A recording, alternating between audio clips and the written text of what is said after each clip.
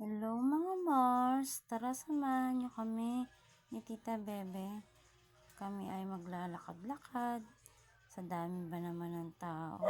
Di kami makasingit. Tita Bebe, saan pa talaga ang punta natin? Ang layo-layo naman ito nung nilalakaran natin. Ang dami tuloy mabibili, wala tuloy akong kapera-pera.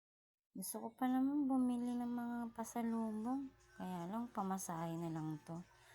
Pero alam ko namang mabait ka, Tita Bebe. Siyempre, pahihiramin mo ko. Kaya mamaya, ito si Tita Bebe, lalambingin ko lang to. Magbibigay na to mamaya-maya. Kulang lang to sa lambing. Mabait naman yan. Guys, siyempre, samahan nyo muna kami. Kami ay pupunta sa taas.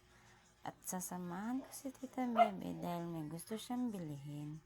Tara, lakad muna tayo ng lakad hanggang sa makarating tayo sa pupuntahan namin.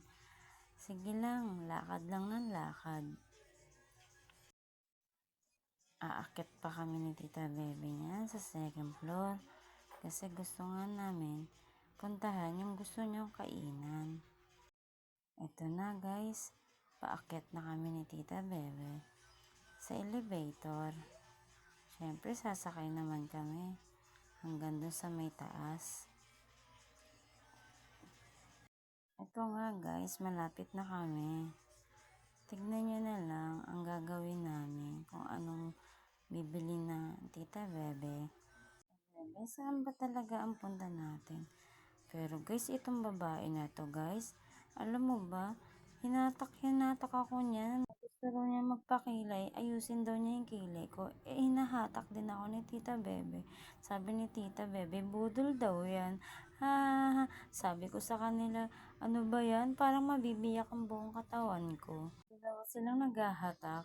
Nanalo si Tita Bebe kaya sumama ako kay Tita Bebe. Ha ha ha ha. Tita Bebe, baka masama pa ako kung ano pang mangyari. Wala naman akong kapera-pera. Mabumudol pa ako. Ay, nandito na kami guys.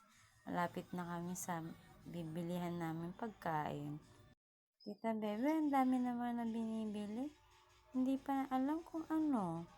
Nandito na kagad tayo sa mga tindahan ng cellphone. Dito pala yun, may shortcut pala yun dito kasi dito po yung bilihan ng mga pagkain. Pwede po kami magpahinga muna para bili kami ng pagkain. Lakad lang muna tayo ng lakad. Bebe, sige, huwag kang mapagod. Alam ko namang hindi ka napapagod pagdating sa lakaran. Ito nga, malapit na kami. Dito kami kakain. Tita Bebe. Kaya tara guys, sama kayo sa amin. Tayo muna ay magpahinga dito at kumain.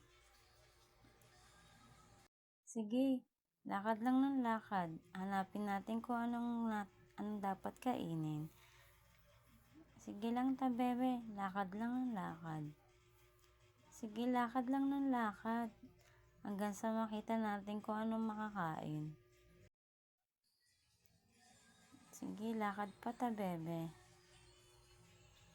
Huwag kang magsawang maglakad. Ito na guys, malapit na kami.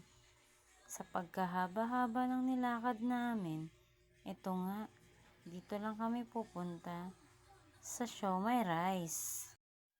Ayan na nga, ito na nga ang napili ni Tita Bebe. Umorder na kasi siya ng Siomai Rice. Kaya kakain na kami guys. Bilang tabi, dyan lang ikaw na lang ang pumili kung anong kakainin. Total naman, libre mo naman to. Bahala ka na dyan. Basta ako, uupo na lang ako. Aantayin na lang kita. Titignan ko muna kung saan ang bakante.